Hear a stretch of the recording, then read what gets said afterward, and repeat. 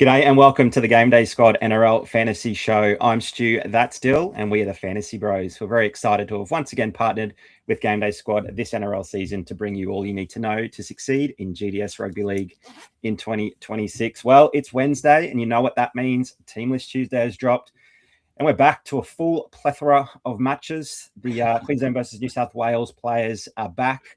We've got a lot of people to choose from, and we've got a few big names returning, including two Tigers. We got to wait till the final fixture of the round, but I dare say Alex Twal and Adam Dewey will be pretty popular plays this week. Dill, we'll get into the positional previews soon. I'm sure those two will get a mention.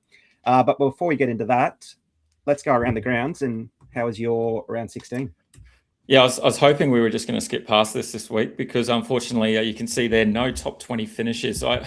It seems to be a bit of a theme for me that I'm able to pick the top scorers and somehow not put them all in the same team together. And it happened again. It just, the way it went, that I had a couple of pods in the wrong team and a couple of big boys across the team. So yeah, unfortunately didn't quite put it all together. Hamish Stewart was unreal though, as were pretty much those four Dragons in the forward pack that we talked about and we've talked about for a few weeks. The Couchmans, Dylan Egan and Hamish Stewart as well. They just seem to be, no matter what they do, whether they're winning or losing, they're putting together some decent fantasy scores. So he was a bit of a shining light in a couple of my teams as a pod. But mate, you need to take over here and talk through all of your results last week because you had an absolute cracker.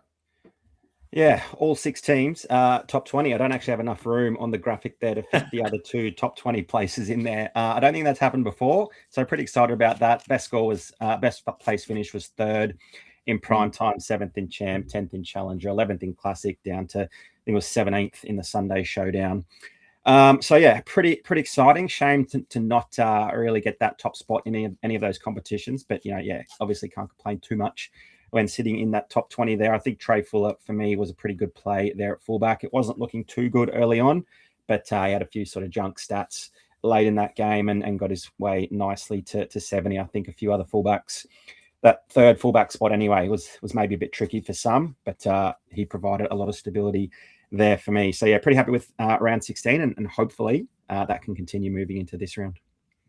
Yeah, hopefully. But look, you can see we've had plenty of success across competitions, mainly Stu, obviously, but I'm plugging away as well. We're coming to you every Wednesday, at 6 p.m. So make sure you subscribe to the Fantasy Bros YouTube channel to get everything you need to know to succeed across each of those competitions. As we said, we're going to talk through our best start sits across each of the competitions. So not just focusing on champion, etc. We'll talk through a range of competitions as well. So we'll talk about plenty of salary pods that you might use in Contender or Classic.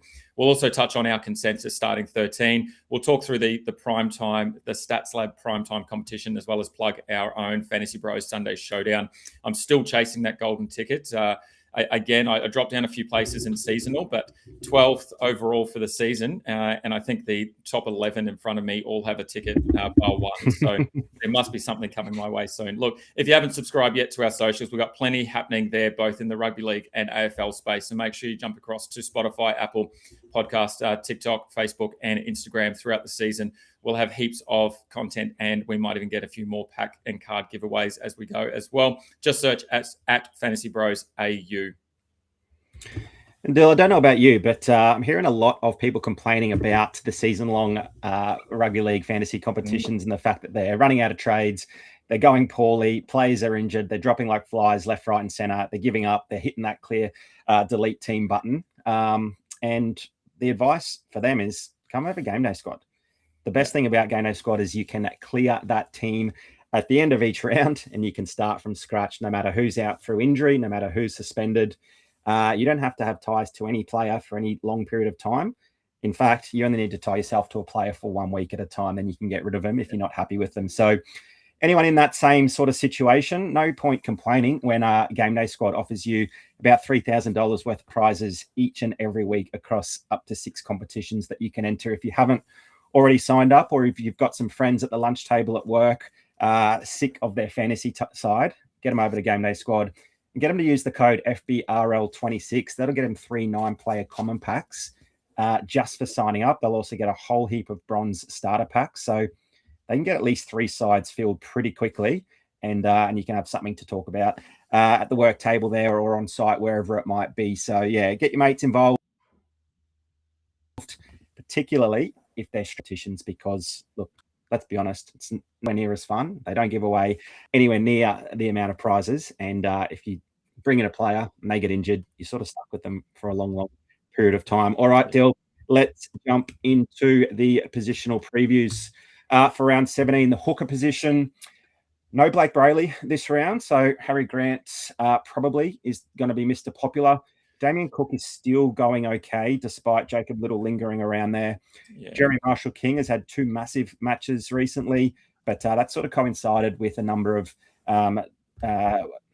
Dolphins players like Max Plath not being in the side there. He's obviously back on the bench. So is Brad Schneider. Does that impact Jeremy Marshall-King? We will wait and see. Could go down the pod route of Api Coruscant, Reece Robson, Gioli Pascoe, big fall from grace there. We've got him as a fade. We'll talk about why shortly.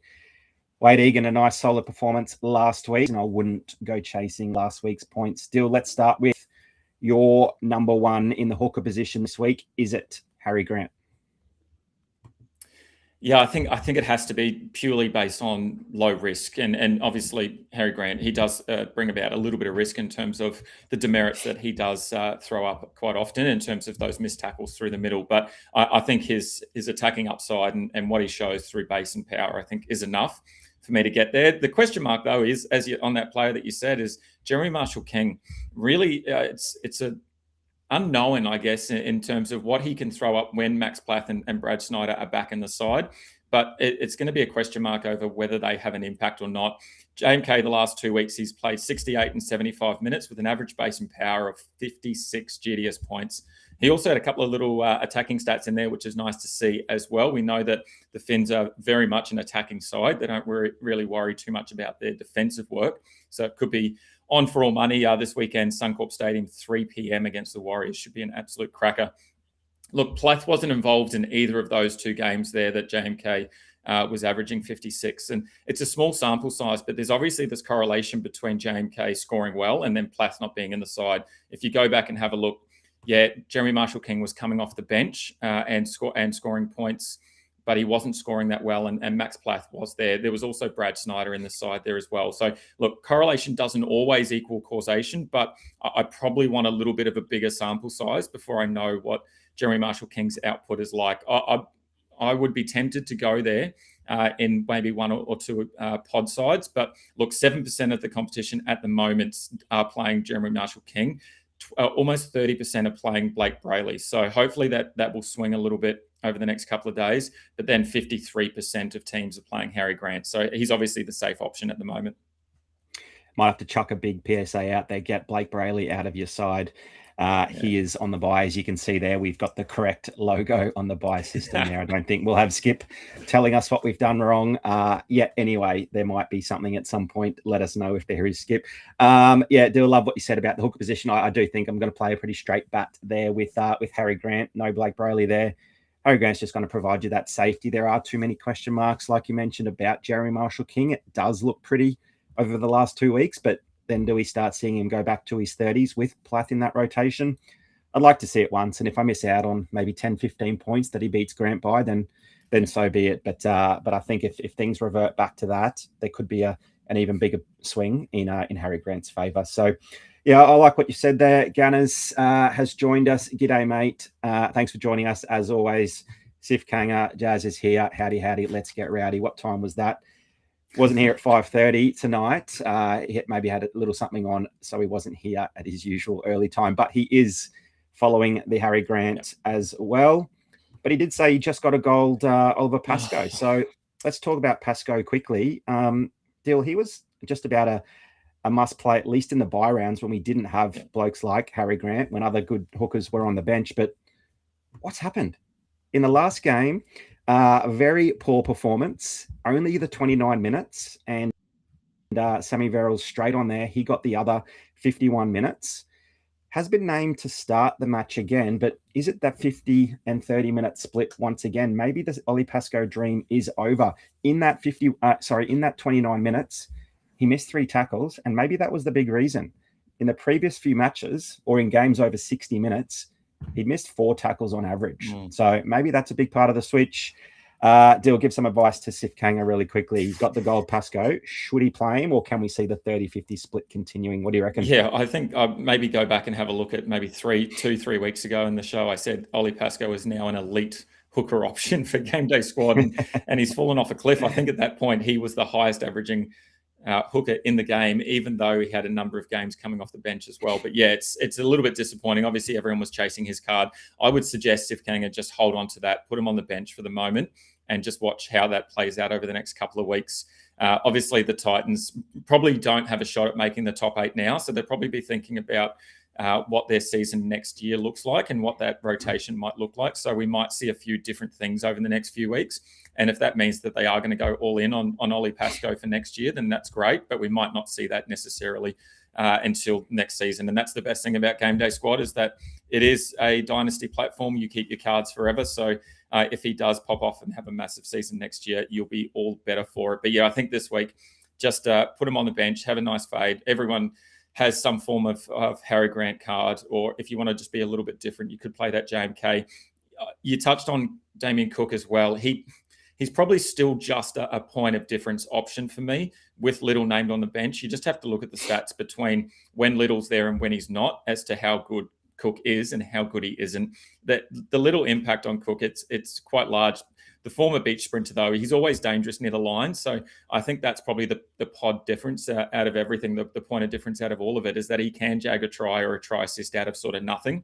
And we know he's got that in him. So, if you want to take that little bit of risk and be a little bit different, then albeit that's a great option.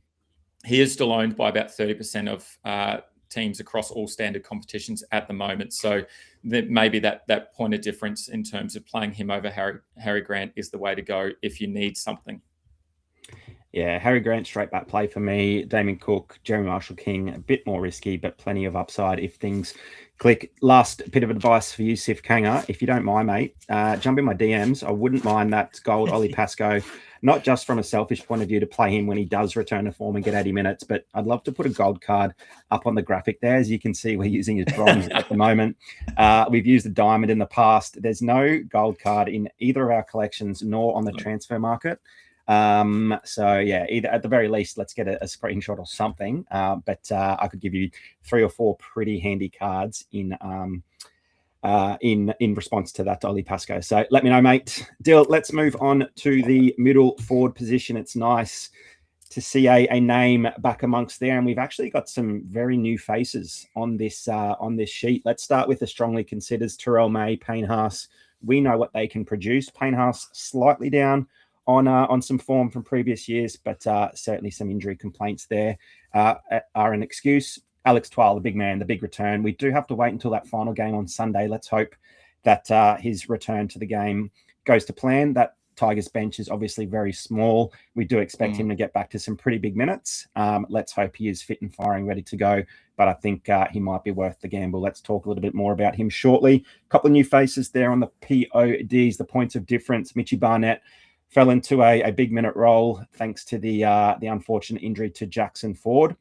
He did plenty with it, but his teammate in Aaron Clark was pretty disappointing. Similar circumstances, but still unable to really put a fantasy score together. And I think for some coaches, they'll be pretty annoyed with the output from Aaron Clark, particularly after playing him in the last few rounds. So we've got him as a fade. Barnett is that point of difference. Can he get back to those big minutes? We'll talk about that soon. Hamish Stewart, like the other young Dragons, we can plug them all into our under-24 squad, but do we start thinking about playing him as a bit of safety in our main sides, maybe alongside the likes of Toby Couchman? And back over to the fade list, Joe Tarpanay, what is going on there? 11 missed tackles. I think he ended up with 6 GDS points, which is insane. You look at that and you think, oh, he must have got injured in the first 10 minutes. HIA didn't return. He played 56 minutes.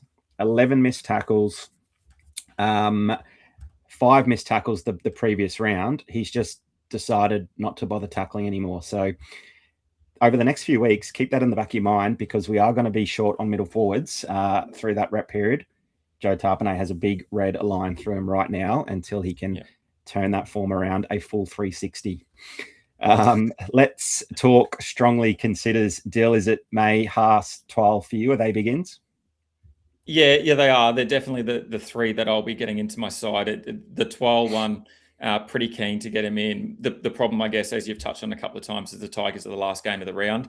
He obviously returning from injury. He will slot straight back into that lock role, but it's just always a concern having in the last game. If for whatever reason he doesn't pass a fitness test or anything like that, and we lose him, we don't have too many options to pivot to. So that's something that I'm keeping in the back of mind at the moment. The benefit is we do get the 24-hour team list changes before, and we might be able to make some changes there. So there are a few options, but yeah, it'll probably be a Saturday decision for me as to whether 12 does come into my side. So that's just something to consider as well. Currently, he's only 12% owned by all standard competition. So really interesting to see that maybe that hasn't quite caught up yet, that he is available and that he's in the side at the moment. But for me, it's obviously Haas and May, the absolute locks. Toby Couchman, I think, is still close behind. Ganner's here put up a comment, Toby Couch fall off with the eyes emoji. And I think that I don't mind hearing about that.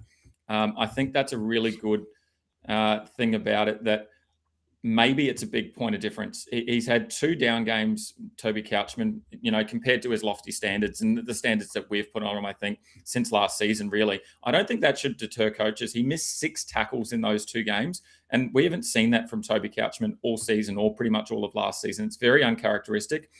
Even in games where they're getting absolutely belted, Toby Couchman is still sticking to those tackles. So I think that there's still a world where the big 3 or big 4 are Haas, May, Couchman, and then Twal. And I think that just that thought that, yeah, maybe he's got a couple of down games in him might mean that he's really got a point of difference behind him. The other thing, I guess, is that we've got Hamish Stewart that's available. We've got Couchman and Egan as well that are just performing so well, for that Dragons side fantasy-wise, that I think there are plenty of options. The other hard part that I'm really struggling with at the moment is, do we go with the 4 middles and 3 edges or the 3 middles and 4 edges? Because we've got some unreal edge options when we get down there as well. Yeah, absolutely. Gunners, mate, for me, not a fall off. No, not at all. Minutes are still there. Output's still there. Just a few too many demerits. Hopefully he can tidy that area of the game up soon enough. Dyl, any advice for some very important advice, I think, for people would be around the Alex Twal situation is, if you are running the 4 middles, he should be the guy on your bench. Gives you plenty of flexibility come Sunday if he is still in your starting middle spot and your 2 bench forward spots are locked out. You've just got less flexibility there, and you've got to drag in maybe a Royce Hunt or something that you might regret. But if you've got him on your bench, you've got a bit more flexibility with some edge forwards as well. So yeah, I think that's pretty handy as well. Look at the matchups, and if you're playing multiple guys on the bench in the same position, flick the later guys in the round. I know it looks nice to have you in the front row, but for me, he's on my bench at the moment for that very reason. Alongside the likes of maybe Xavier Willison, not really in the strongly consider necessarily, not a point of difference because he can be absolutely gun, and he probably is a guy alongside Toby Couchman there that might be slightly under the radar for some coaches. We haven't seen, a lot from the Bronx lately. There's still no Patrick Carrigan there. He's named in the 13 jersey. When he's playing there and getting 60 plus minutes, he is pumping out a massive score, definitely in consideration for a lot of salary in the under 24 competition, but would certainly be in the conversation for the full round team as well, alongside someone like Isaiah Yeo. Dyl, let's talk points of difference. You've mentioned Hamish Stewart a few times, and Mitchie Barnett. If it's one of those two, is it Mitchie Barnett just edging him out given the loss to Jacko Ford? Yeah, it's very close. Barnett finished with 61 minutes in that game after Ford went off with that pec injury.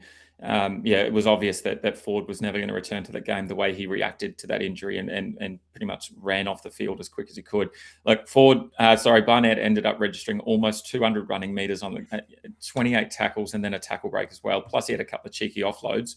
The error and 3 missed tackles probably meant his score wasn't as great as what it could have been. But I think we saw some of those signs that we saw last season and some of the reasons why we were going to Mitch Barnett quite a lot. I still like the Hamish Stewart shout, though, purely because he is playing 80 minutes on that edge and he has done so in the past 4 games. In those 4 games, he's averaged 44 tackles, 95 running meters, and 2 tackle breaks. And that's a base and power of almost 60 GDS points. So if we can bank that, and irrespective if Stewart gets an attacking stat or not, I think 60 points from someone that's playing 80 minutes on the edge is a great option for our middle forward rotation. It's just, the concern, the question marks for me would be, does Barnett continue with those minutes, or does Aaron Clark eat into that? Tower Smith, is into the starting side, so that rotation is going to be different as well. Dimitri Vaimonga is still playing some footy there. The rotation I'm just not sure about at the moment. At least we know, based on the past 4, that Hamish Stewart is playing 80 minutes, so we can bank on at least that similar average that he's been pumping out for those last 4 games. Yeah, and getting through a massive amount of work, not necessarily in the run meters. Only ran for over 100 playing on that edge for the first time in 5 matches, 168 meters, mind you. Unfortunately, it did coincide with a whole heap of missed tackles and errors, like you mentioned, but getting through so many tackles on the edge consistently, over 45 tackles per match. So, absolutely just plenty of base there, and playing on the edge there, every chance for a sneaky little crash over. Has scored 2 tries, has got 2 try assists, can break a tackle and throw a cheeky offload as well. So, absolutely in point of difference conversation. Mate, anyone else alongside those 2 in your point of differences? Any love for maybe a Stefano? Is Isaiah Yeo a forgotten man as well?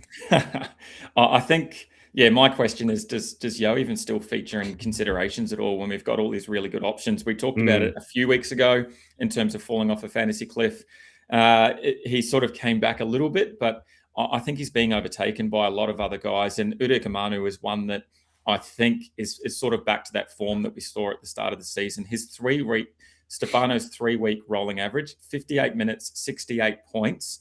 And it's really back to the damaging best. It's all those tackle breaks that we saw at the start of the season. He's averaging 7 tackle breaks across the last 3 games. That's 21 points per game on top of those base and power stats. Base and attack stats that we have and we've seen from Udekamanu as well. I believe he went over for a try last week. We've seen him break the line and run 40, 50 meters as well through the line. So I think that's definitely a point of difference as well. There's so many options that I feel like potentially you can't go too wrong with your combination here in the middle. And like I said, the question mark for me is just going to be over. Do I play 4 middles and 3 edges, or do I take a little bit of a risk and look for a little bit more upside and play and set and forget those 3 middles and play 4 edges? Great segue then. Let's start talking edge forwards, because I think I will be playing the 2 edge forwards on the bench as well. There's plenty of good options here. Again, a couple of new names and new faces, just fantastic to see. So we need to go to the transfer market and find some new cards potentially. But I think the edge forward position, let's highlight the 2 guys that or 2 New South Welshmen that are probably going to be the major plays now, and it might come down to one of them making Origin. They both had a game each, and let's see what Loz and the Blues selection panel decide to do for game 2. But that's obviously Haumole Olakau'atu, Dill Lucas. They're pretty popular this week, I imagine, mate. They've both got pretty strong matchups, both on paper and in terms of how the opposition team are going. Manly up against the Storm minus Jerome Hughes. Dill Lucas there, Knights full strength up against the Tigers. Are they going to be 2 pretty popular plays, do you think? And are you starting them in your side?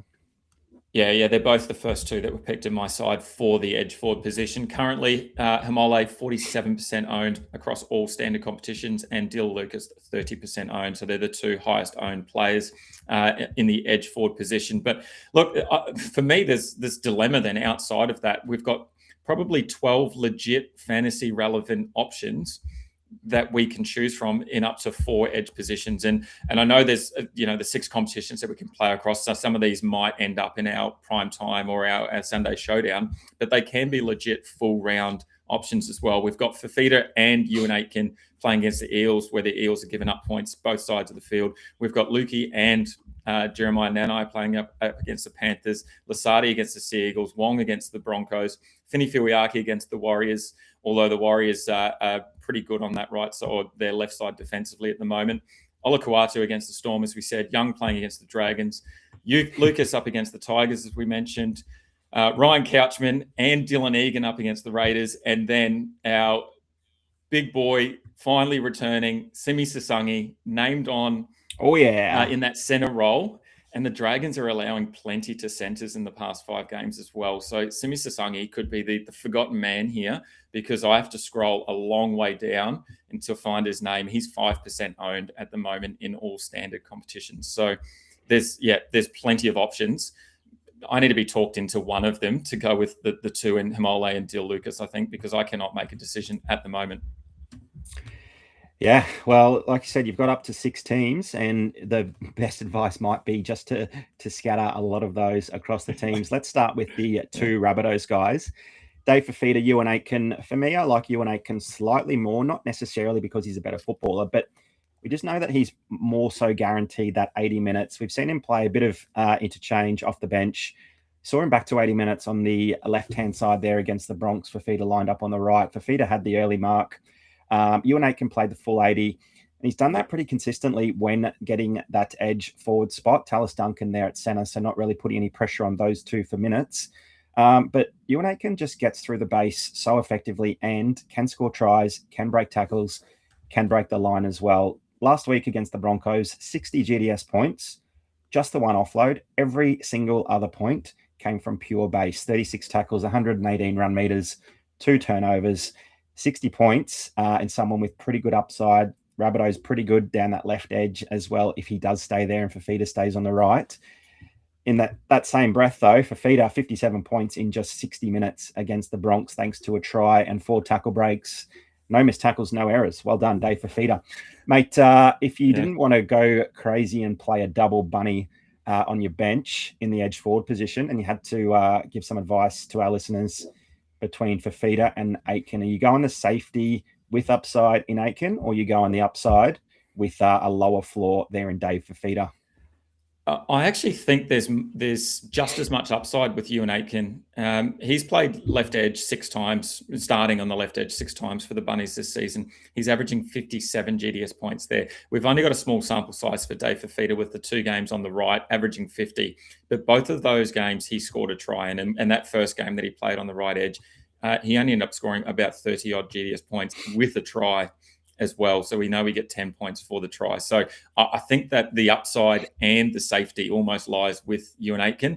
As I said, Eels give up points on both sides of the field in terms of their edge forward position, allowing 49 GDS points to left edges, whereas the right side are just outscoring them with 53. So there's plenty of options on both sides, but I think Ewan Aitken just above Fafita, even though I love David Fafita, I love what the potential that he has. We just don't see that potential as much as I'd like. And I think he could be an unreal footballer. I think he could be an unreal fantasy option.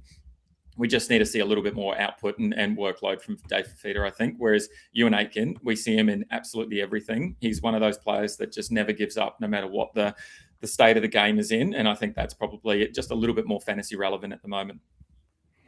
Compare the jerseys after the game, and Ewan Aitken's will be a lot dirtier than Dave Fafita's, I do imagine. Dill, let's talk Ryan Couchman. Jazz Sif Kanga has mentioned Ryan. I presume we might be referring to Ryan Couchman there. And look, he's someone that's going to become pretty popular very, very soon. And he's probably been under the radar too much, at least from discussion on this show. We need to start giving some more love to Ryan Couchman, consistently lining up in the lock forward position for the Dragons, consistently seeing above 60 minutes, and absolutely belting out a marvellous amount of base. Let's talk about his last month of footy. 71 minutes, 69 minutes, 62 minutes, 63 minutes for scores of 55, 63, 66, 74. Those numbers are on the rise. So are his tackle count numbers, 39, 41, 46, and 53 for, thank you, 74 points in pure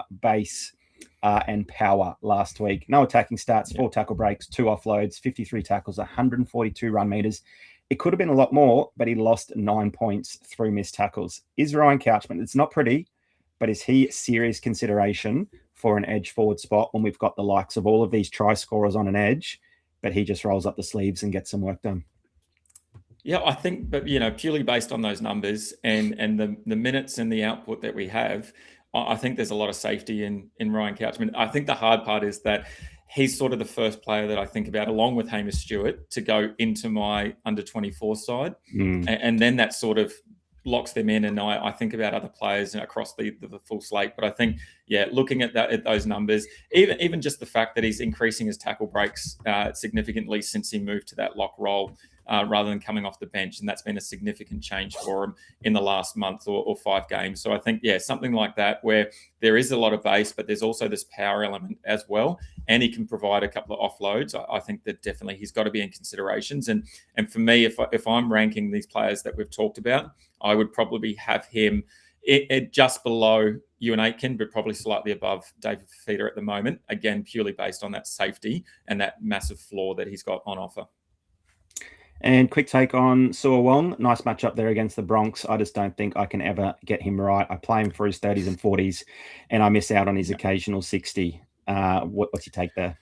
Yeah, well, we've talked about that Broncos matchup on that right edge or their left edge defensively, a few times, and that's mainly been down to Ezra Mam and his poor tackle technique. He's obviously not there at the moment with the injury, so potentially that sort of throws that matchup and that sort of season average that the Broncos are allowing to right side of 56 GDS points probably out the window a little bit.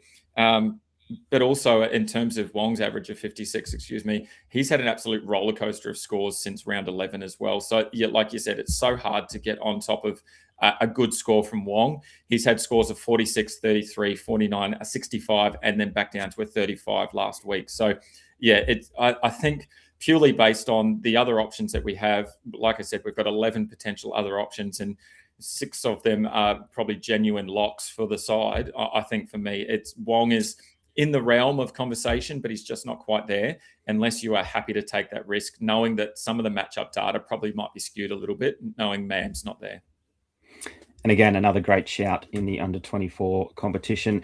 Dyl, not too much to decide in terms of our halves. I think you and I on a really similar page here in Nathan Cleary, Jamal Fogarty, and Jaden Campbell. No Nico Hines, of course, on the bye. And I think those 3 players on screen there and now strongly consider have great opportunities to score plenty of fantasy points this round.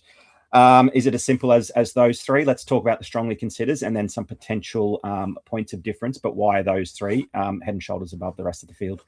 Look, we don't really sit here and analyse Nathan Cleary as a play or not play at all.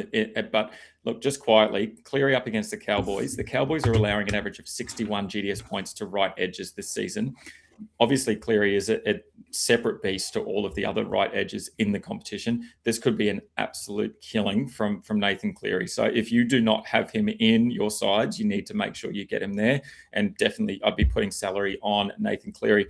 For me, it's then I think a matchup that sort of could be good for Fogarty. It's hard to tell right now. The Storm allowing 50 to right halves. The Jerome Hughes out could be quite big. I'm just not quite sure how to read that game at the moment. The positive though for me, the reason why I am running Fogarty is he's back kicking goals. We saw him kick goals last week. Garrick's out with the concussion in that concussion protocol. So I think there's plenty of opportunity there. Interestingly as well, Stu, and you'll love this, the Storm over the last 5 games allowed 40, 66, 28, 66, and 21. And you love your Stu special of ups and downs. That just means that Fogarty probably is going to score 66 points based on those numbers. So hopefully we see a big score from him. But I think, based on that and based on maybe the reduced numbers from the Storm in terms of Hughes not being there and the reduced attack, potentially Fogarty for me is a big in. And then Jaden Campbell. We were talking about him last week. We obviously didn't have a show where we were talking about particular players, but we were having a conversation and surprised how many coaches were playing Jaden Campbell before we knew that Cleary and Yo and Bizza were out. But then obviously that just was thrown back in their face once Cleary was gone. I think it was wheels up for JC. And look, he and his half partner, Zane Harrison, just single-handedly led the Titans to that 1-point victory against the Panthers. And that was great to see. JC's matchup proof. I think that's all we need to know is that we just run him out no matter what. And he gives us exactly what we need. Yeah, if the Titans get absolutely smashed and wiped off the park, he'll still roll the sleeves up and get some points, and he just accumulates. And a really bad score that a half might typically generate, JC's normally a little bit higher than that, even if the Titans don't perform well. So yeah, no real concerns about him, particularly when they're even money favourites or favourites in a fixture as well. Just on Jamal Fogarty, yeah, I don't mind the Melbourne Storm matchup. They're still allowing plenty of points, and now they don't have Jerome Hughes. They allowed the Raiders to score 20 points or 16 points within the first 20 minutes, and then another try later on. The Knights scored 30 against them. The Bulldogs scored 30 against them back in round 12 as well. So the Storm are allowing points, even if they're winning games. So I still think there are try assists and goals for Jamal Fogarty. Haven't been playing him too much lately because of Ruben Garrick having the kicking duties, but hopefully we can get him back amongst the team and back amongst plenty of points and goal kicks as well. Don't mind the Sif Kanga shout here in Tyron Wishart. I was just looking at some numbers of Tyron Wishart when playing in the halves. I think, Dill, you mentioned a pretty interesting stat before about the Melbourne Storm and the halves position. I'll give you the floor for that shortly. Don't have too many numbers in terms of his 2026 performance. He obviously played a lot of halfback last season when Cam Munster and both Jerome Hughes were out as well. So looking back to some of those numbers last season, he averaged 42.7 when playing halfback or 5'8". Some of those matches were between 60 and 70 minutes, but he can score 80s. His high score was an 80. He scored over 50 a few times. He does have a running game. He did run for over 200 meters in 2 of those matches. I don't know. I like Sif Kanga mentioned there in the comment. I just think it's a bit of a watch and see if he gets some more game time in the halves and the opponent or the fixture is there, then he could be a real option. But gee, you'd have to be brave to play him over one of these other halves on screen. Dill, before talking about some points of difference, what was that Melbourne Storm stat that you dropped earlier? Yeah, so I saw the halves pairing and their win percentage, and the halves pairing of Munster and Wishart have the second lowest win percentage of any Melbourne Storm halves pairing, and it's around 50%. But on that as well, if Sif Kanga Jazz does go the way of Tyron Wishart, he's only owned by 0.9% of all standard teams in the competition at the moment. So that would be a huge point of difference if he went that way. Must be Tyron Wishart's mother. Good luck this round, Mrs. Wishart. Dill, if someone wants to go a little bit different against the rest of the pack, against those 3 really popular played guys, we've got Izzy Katoa and Ethan Strange. They're both with pretty decent matchups, particularly when zooming in and looking at the last 3 to 5 sort of fixtures against their opposition. Where would you be leaning if you had to pick one of those 2? Yeah, probably Katoa. And what I was looking at is earlier in the week, TMM versus Katoa, and who probably would get the nod if I was going to go the way of a pod.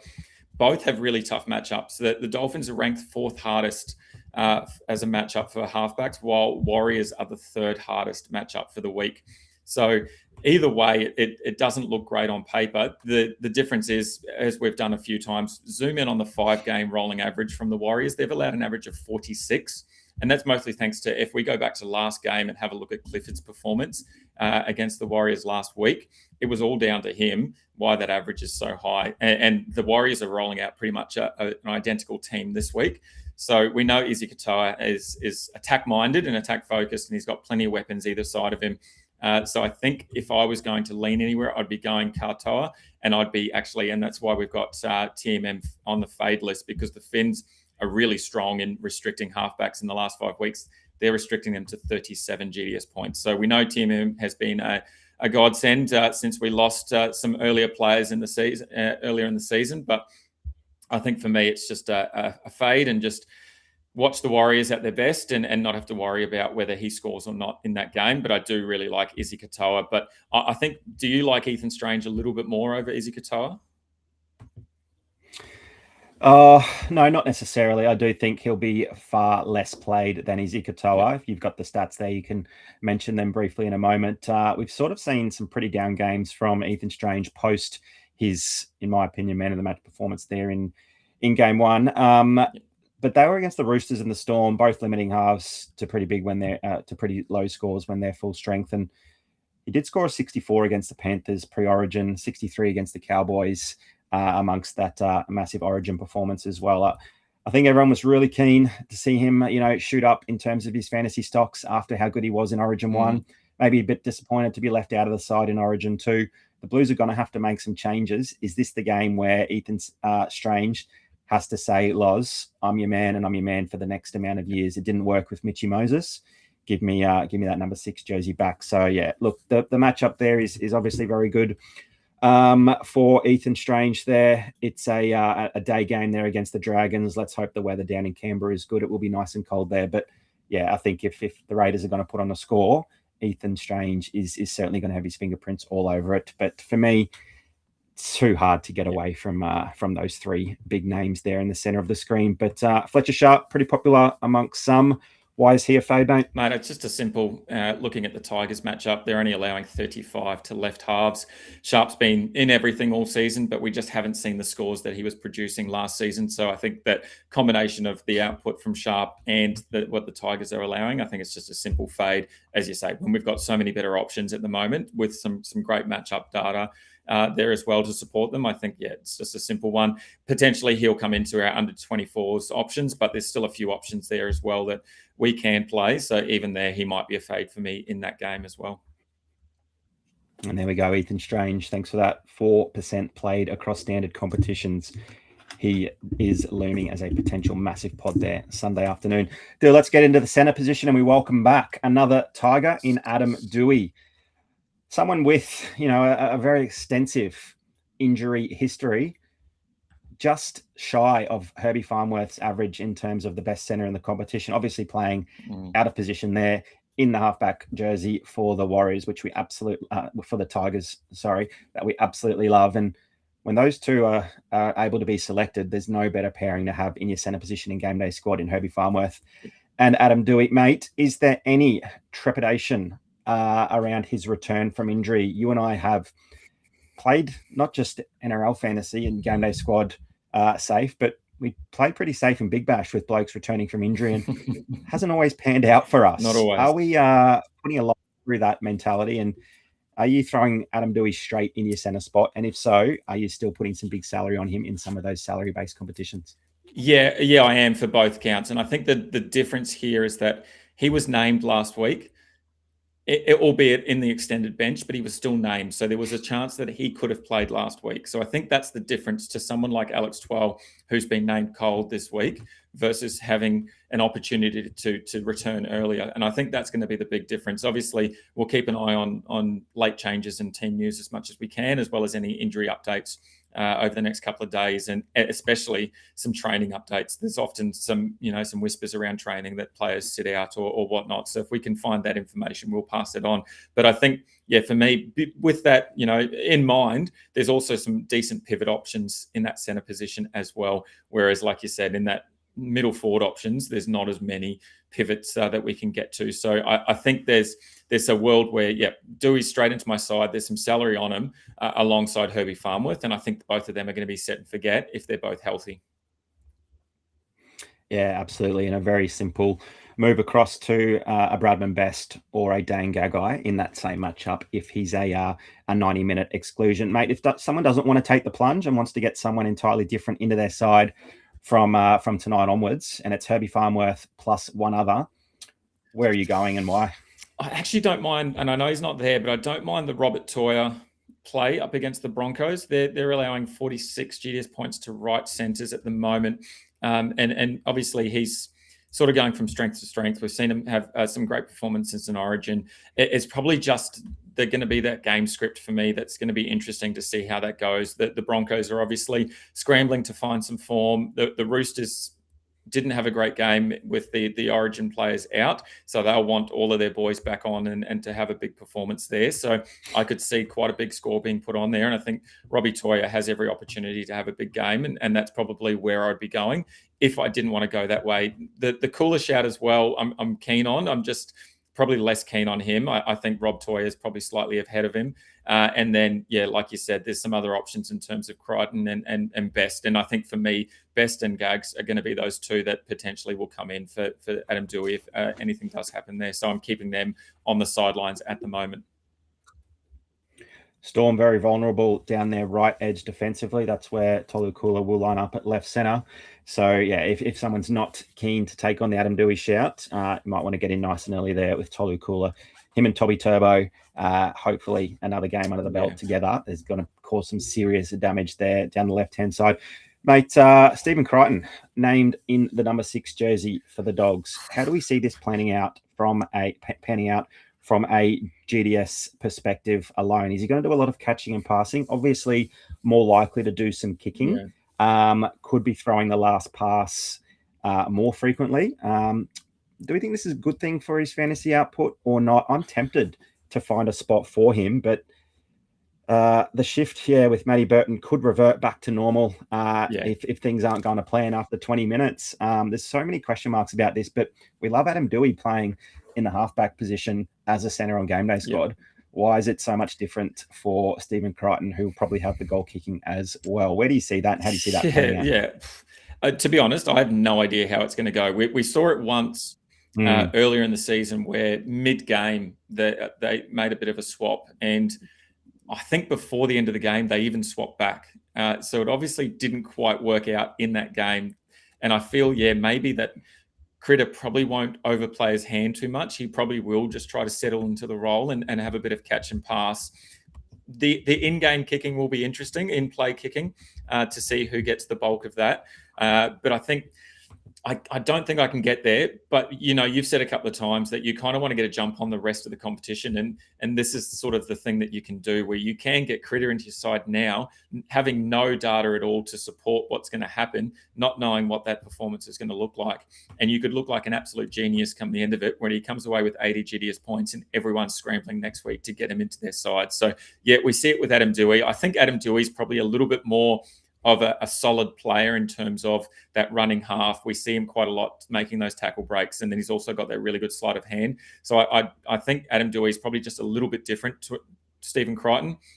The other thing that I think for me, when I look at Stephen Crichton, he's a defensive centre, whereas I don't necessarily look at him as this attacking player. So I'm just not quite certain how that's going to translate into that sort of half role or the 5'8" role that he's playing. Yeah, it will definitely be a watch for me. Absolutely spot on, getting the jump on others. I dare say if he does score that big 60 or 80, we will absolutely be talking about him. There's probably not too many better fixtures for him to pop off than a Friday 6 p.m. against the Gold Coast Titans running 15th. You'd expect plenty of points on offer there, and maybe he can get amongst that as well. We got a couple of fades there in Tony Staggs, Taylor May, both very difficult matchups. I think we've got plenty of better options to choose from. So if you were leaning towards either of those in your side, double check the stats and have a listen to why we consider some of those other guys better plays than those two. Dill, let's move into the winger position.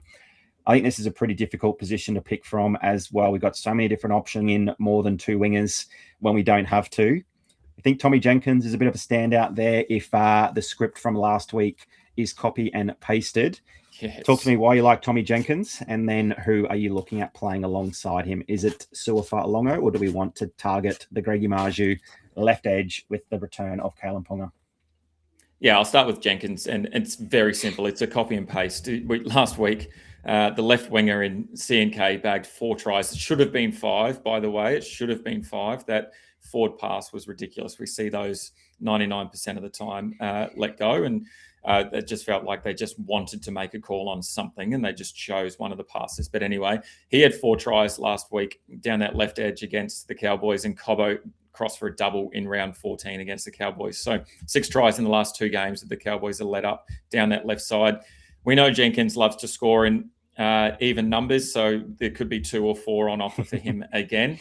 Obviously, his base and power isn't great when he doesn't cross the line, so that's always something that we have to consider, whereas there's some other players that we can bank on getting quite a few points and racking up the base and power in terms of Greggy Marju being able to do that, Jermaine Asako being able to kick goals as well. So there's always those options there. Suafa-Longo, though, there is a question mark for me over him. He was, the first winger that I put into my side, but then I stopped and thought and had a look at some matchup data, and it doesn't look great for fullbacks up against Manly. And Sua obviously is one of these players that is just absolutely electric. He seems to be able to score points out of nowhere, but potentially the matchup data isn't great. And does it mean that we fade him this week? I probably won't, because he's too good not to fade. He's probably in the same mold as Jaden Campbell, to be honest. He's probably almost matchup proof. But it's just giving me a little bit of pause when we've got some other decent players in terms of Marky Mark, in terms of Dominic Young as well. He's got a really good matchup there, and that's why both of those boys are on our pod list.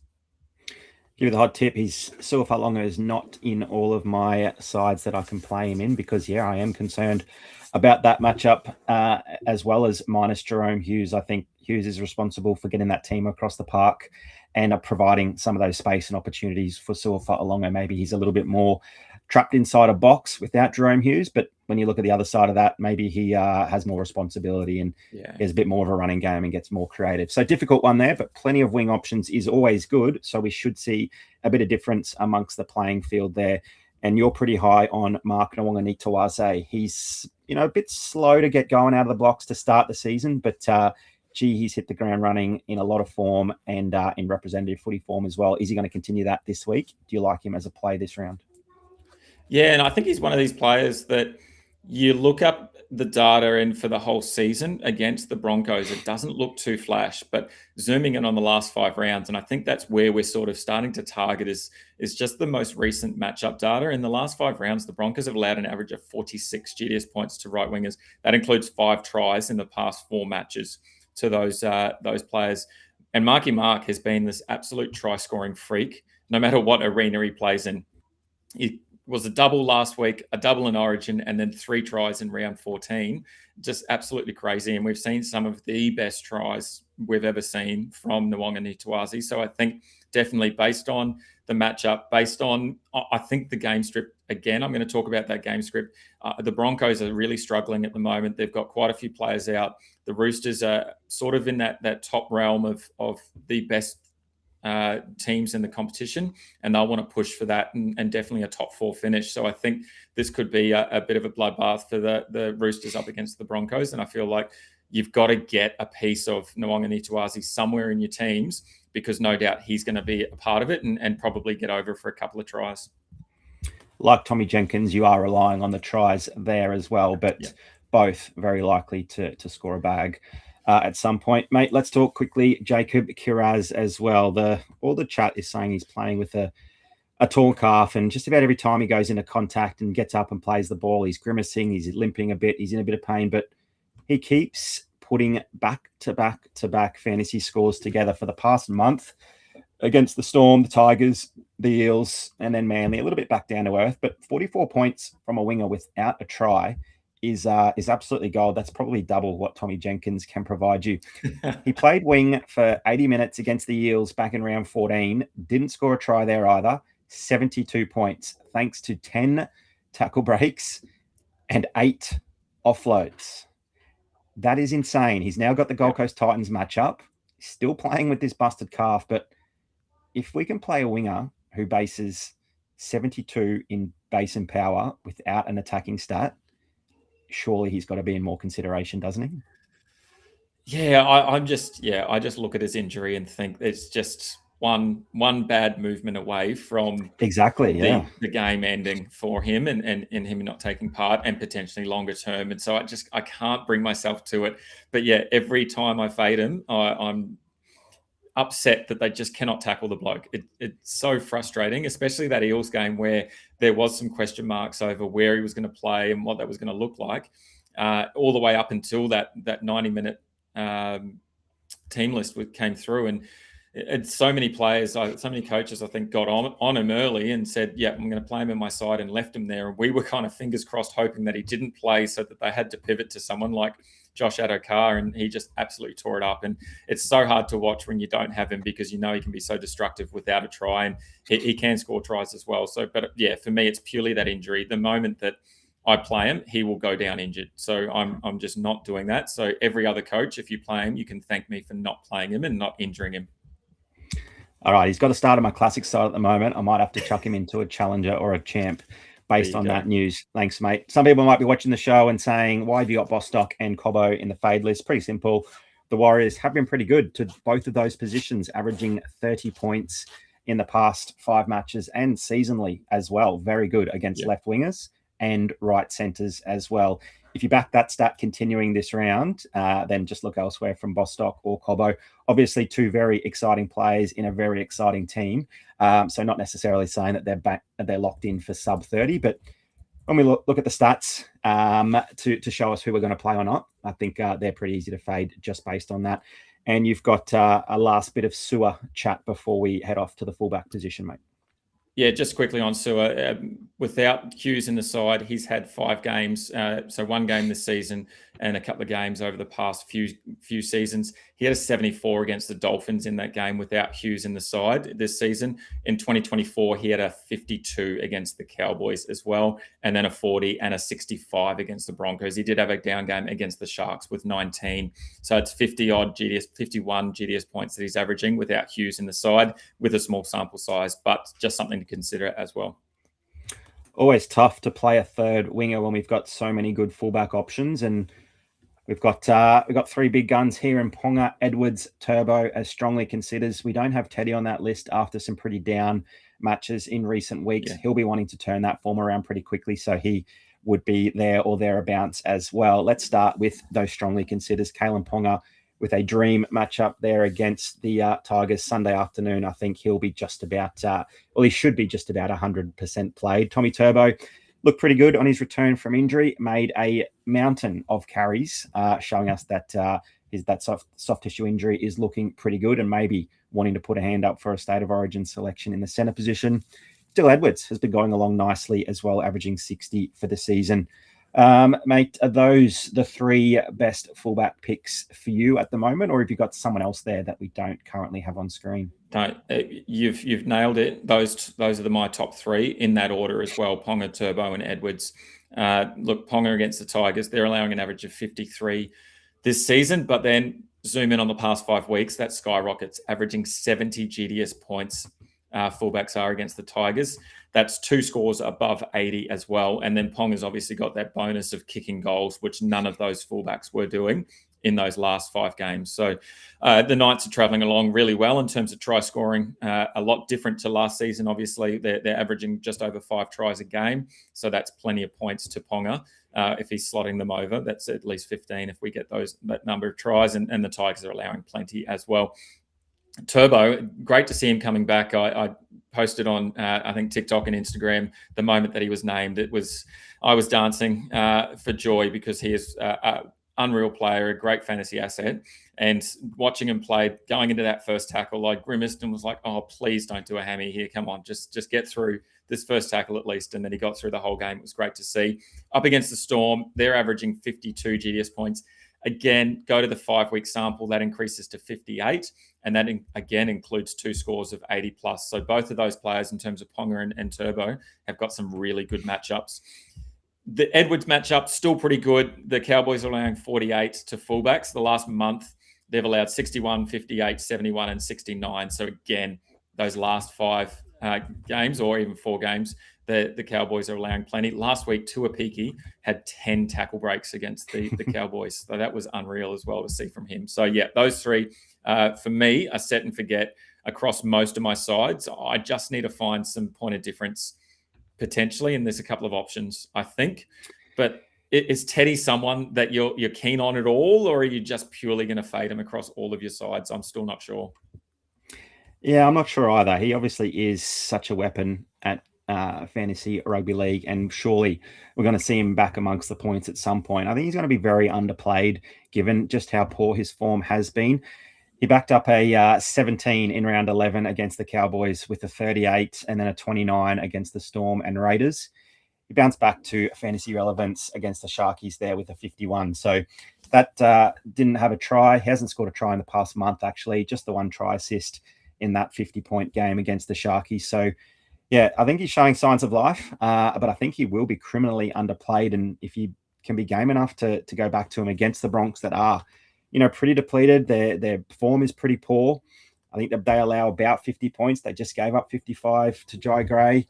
But they have given up some lower scores to fullbacks. We know that Teddy's a bit of a different beast, just loves sort of crabbing across the field for some tackle breaks, can back up a dart out from dummy half. So he definitely can accumulate points very quickly.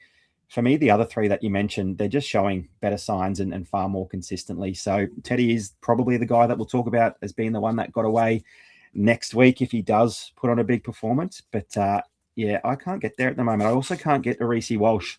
Roosters are allowing plenty of points to fullbacks if you look at the season average, but in the past 5, it's just 30 points. The Bronx aren't going along nicely either. So that's why I've got Reece Walsh there as a bit of a fade. So Sif Kanga, good time to start talking about Reece Walsh there. Is he going to drink some of this magic water this week? Yeah, Look, he'll be wanting to, because the Broncos have to do something, and we know that their form turned around when Reece Walsh absolutely took the competition by storm. So, Dyl, I think you're a bit higher than Walsh than I am this week. Can he feature in any of your sides?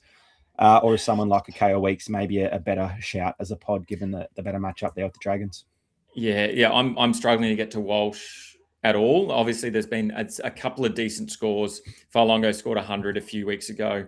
Fuller and Weeks had a 50 odd against the Roosters as well across the last sort of couple of months of footy. But yeah, it's just again, it comes back to the game script and what that's going to look like. The Broncos really struggling. Walsh sort of struggling for a little bit of form himself. We know that in some of those times where there is a bit of pressure on him, he seems to go into a shell, and we see a lot of those errors and a lot of demerits. And I think, at some times we've seen negative scores from him. So, yeah, I don't want that, especially when we've got those 3 great options. So instead, if I am looking for a pod, it definitely has to be KO Weeks up against the Dragons. It's the best matchup of the round according to all of the matchup data available, which you can get over on the Stats Lab. Look, the Dragons continue to allow bulk points to fullbacks, averaging 60 over the full season. So I think, Weeks is definitely an option. He's showed some brilliance throughout the season. I think he's averaging just over 50 GDS points. And so he's definitely in the realm of possibilities there. Just on Teddy and his ownership, he's actually owned by 46% of teams across all standard competitions. So that obviously changes quite a bit across each competition individually, but he is the highest owned fullback at the moment for all standard competitions. So really interesting to see that the name itself in James Tedesco is getting people over the line, not necessarily what he's been showing up for the last few weeks anyway. Mate, there's a fullback eligible player playing on the wing for his team, averaging 85 GDS points on the wing, averaging 4 tries and 4 line breaks per match. Why is there no love for this player, and can you guess who it is? C&K on the wing. Another reverse out of position player. He went bang last week, obviously. Talked about it before. 4 tries, unreal. But I just don't think that's going to happen each and every week. Is it C&K? He when he does play in the centres and in that fullback role, he does tend to accumulate quite a lot of base and power. And he hasn't been a bad option throughout some seasons when there's, we're in need of an extra player there. But in terms of last week, if we take out the 4 tries, we take out the attacking stats in terms of base and power floor only. He had 187 run meters. He had 8 tackles and 1 tackle break. That's 30 GDS points in base and power. That is it. So we take out all of those tries. Just like all of those wingers that we talked about earlier, there's not a lot on offer. And obviously for that reason, he's a massive fade, even though I love the bloke. If there was ever a week to not chase last week's points, it is definitely this one. Rightio, let's run through some of our consensus starting 17s. We'll start first of all with the Stats Lab primetime competition. Back to 3 games across Thursday and Friday. So 6 sides to pick from. Payne Haas, Xavier Willison highlight the middle forward position there alongside Leo Thompson. Reece Robson is our hooker, and we've gone the double bunny there in Fafita and Aitken. Hopefully both of them can put up a big game for our Stats Lab primetime competition. Jaden Campbell, Lockie Galvin, 2 pretty form halves, in-form halves there. Pretty easy to slot in to the starting spots. I'm going to give Stephen Crichton a game here in the primetime competition and just hope that out-of-position move to the 5'8" role pays dividends alongside your man in Bobby Toyer. Jacob Carraz, this is an excellent time to play him. Why not throw in a guy that can score 80 points without a try, but also could go sub 20 if he does succumb to that injury. I think plenty of upside there, alongside Nwanga Nitawase and James Tedesco. That's our starting 13. But make sure you make sure you come up with some of the options for your own bench, because we're not going to give away every single player that we are playing. Geez, I know we say this quite frequently, but back to the 6 teams to pick from. That's a pretty dangerous side if you played them in a full week competition. Here's our starting 13 for the full week slate. Terrell May, Alex Twal and Payne Haas in the middle forward position with Harry Grant at hooker, Dill Lucas, Haumole Olakau'atu on the edges, Nathan Cleary and Jamal Fogarty back with the kicking tee, expecting big things from him. Herbie Farnworth and the man returning from injury, Adam Dewey, in our centre spot. It's nice to have that combination back again. Tommy Jenkins, Su'a Fa'alongo, and Tommy Turbo. We've got him as our best, or alongside Kalen Ponga as a very good play there at fullback. BroDown Showdown. Let's wrap up from Origin Game 2. I picked Haas and Hammer against your Dill Lucas, Kalen Ponga. Hammer, very good game there at centre, and Haas did Haas things. Couldn't quite reel me in there with Dill Lucas and Ponga, so I've gone. I got a victory there as well. We just combined the two scores, so 116 to 76. I'm not sure why you're fist pumping there, despite going down, but still because pretty Queensland excited won. That was what I'm fist pumping. Yeah, Queensland there we go. won. And pretty interesting. Tell us what happened in terms of the people that voted for me. Mate, we only had one vote for you. So the lucky person was Mian G, good friend of the show. He was the only one that voted for you. No one believed in you, mate. And because of that, Mian gets all 9 cards from the rare pack that I am going to open right now on screen. So congratulations, Mian. It's that easy to get involved in the BroDown Showdown and potentially win it all. All righty. So we should have a rare pack on screen. Let me know, Stu. Yes, got it. Beauty. All right. Good luck, Mian. Hopefully we get something decent for you for this weekend and beyond. All righty. We're going to start top corner going across. We've got the gold Cobbo. We've got a platinum Liam Martin, the gold De Groot, gold Holler, Platt Woods. The JMK gold will be great. Brabham Best platinum. Oh, nice. The Beryl gold, and then the Verhoeven gold that we've seen a number of times in the centre position. So a couple of decent cards for this weekend. Jeremy Marshall King, Brabham Best, maybe even the Cobbo if you want to be very different from some of the players that we went. So Mian, just make sure you hit me up in my DMs and I will get those cards to you as soon as possible. Congratulations, Mian, and well done, buddy. Righto, the BroDown Showdown selections for round 17 are on screen. I've gone Tommy Jenkins against your Su'a Fa'alongo in the wing position, my JMK versus your Harry Grant, and Nathan Cleary against Jaden Campbell. If you think that my players will either win 3-0 or 2-1 against Dills, make sure you comment Stu either in the live chat now or on the YouTube, Apple, or Spotify uploads.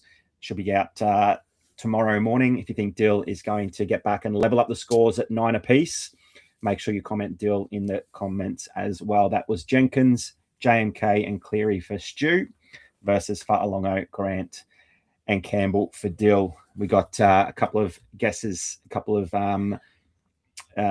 predictions coming in now. We've got Michael Cozzi with you, Dill. Sif Kanga has gone with me. So there will be at least one person on the wheel for whoever wins next week. Make sure you get your comments in. It was that easy for me, RNG. Yeah, we'll spin that wheel again next week, and we'll let you know who's won. I think that's going to be a pretty close one there, with a couple of Storm players on your side of things and a couple of Panthers on my side of things. Right, Adele, that's it for the round 17 show. Gee, we are absolutely flying through this season. We'll be back with you next Wednesday. That'll be July the 1st at 6 p.m. Dill, actually, are you going to be joining us for that one? Don't know yet. We'll confirm that early next week. But if I'm not, then we'll have our good friend Maddie or XRP Effect on the show. We might even have him anyway, even if I am here, because it's good fun having him on the show as well, especially to rub in that Queensland did have a win.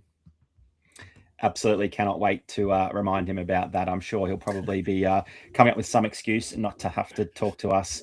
But yeah, he should be joining us again for the Origin 3 preview the following week. Thanks for joining us once again, everybody. If you haven't already voted for the BroDown Showdown, make sure you do that. Drop a like on our YouTube, Apple, or Spotify uploads as well. Comment how you've been going in the competition. Comment your best players that you think are going to explode for your teams this round. And good luck on the leaderboard. Thanks as always, Dill. Catch you this time next week. See ya. See you guys. Thanks, mate.